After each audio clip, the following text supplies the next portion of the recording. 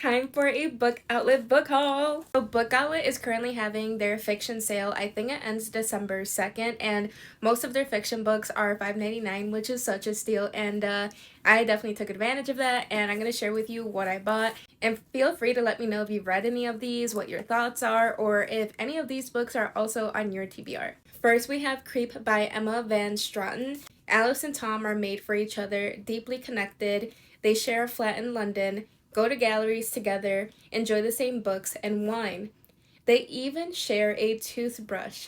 It's all picture perfect, except Alice and Tom have never met. So this kind of gives stalker an obsession, and I'm for it. Next, we have Black Sheep by Rachel Harrison, and it seems that the main character is a black sheep of the family, and there are complicated family dynamics, and it even says in the blurb that she has her own crisis of faith. So sign me up. Next is Fever House by Keith Rawson, and honestly, I really like the cover, so I don't know too much about it, but I just read a bit of the blurb, and it says anyone in its proximity of the severed hand is overcome with a boundless compulsion for violence.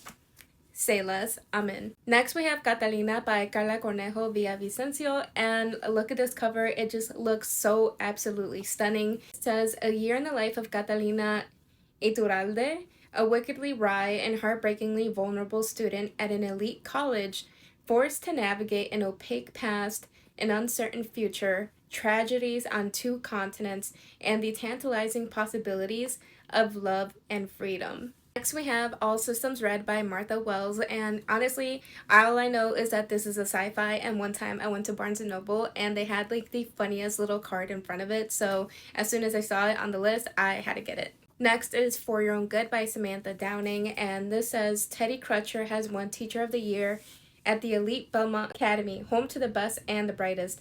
He says his wife couldn't be more proud, though no one has seen her in a while.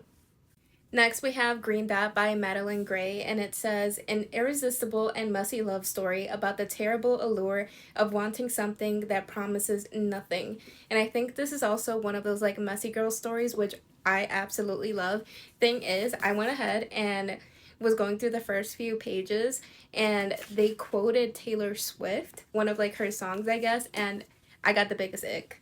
I'm still gonna read it. But anyway, next is I Feed Her to the Beast and the Beast is Me by Jameson Shea, and I believe this is a YA horror. It says, soon I'd be a name no one would forget, a raging fire they couldn't escape.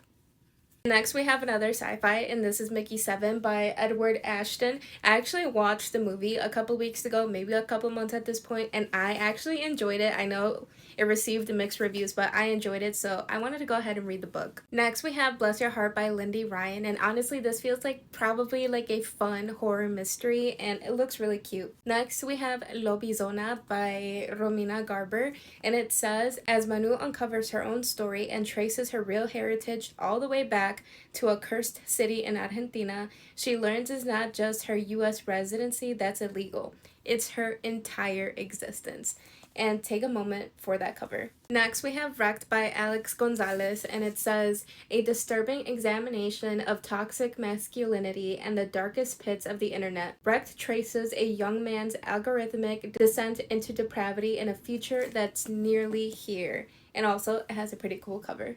And last but not least, we have Whispers Down the Lane by Clay McLeod Chapman. And the back says, the satanic panic era began with a little white lie. And then go ahead and take a moment for this cover as well. Anyway, so that is the Book Outlet book haul. I hope you guys have a wonderful day, and as always, happy reading!